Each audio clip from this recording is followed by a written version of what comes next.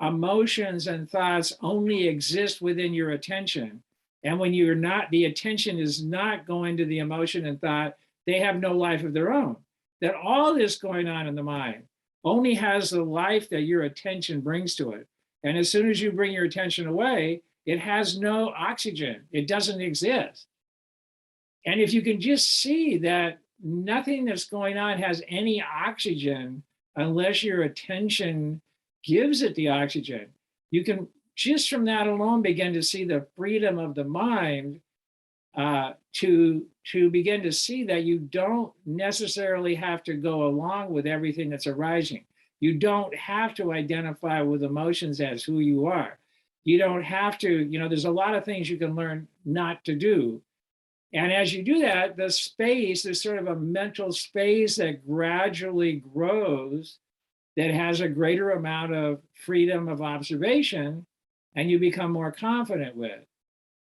It's a natural process. It just takes, and everybody has, you can't, one person's experience is not the same as another's because the amount of habituation that you've constructed is very different from one person to another.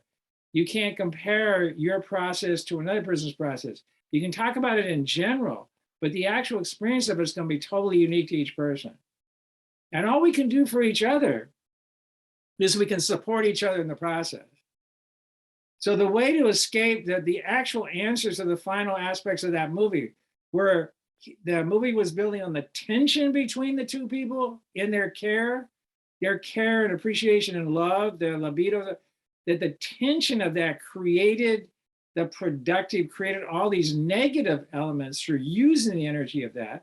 We could actually turn that around and use the energy of care, concern, and community to support each other in the process of their own realization of this deeper level of freedom and awareness. But it's exactly the opposite of what relationships usually are, which is based on need, desire, please take care of my lacking and I'll take care of your lacking.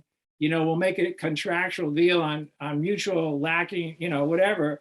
And you take out the garbage and I'll do the backyard or something. And then, so the problem is that we're misusing the opportunity of relationships to feed the machine of the matrix, rather than using the potential of relationships to support each other in actually aiding each other in really looking,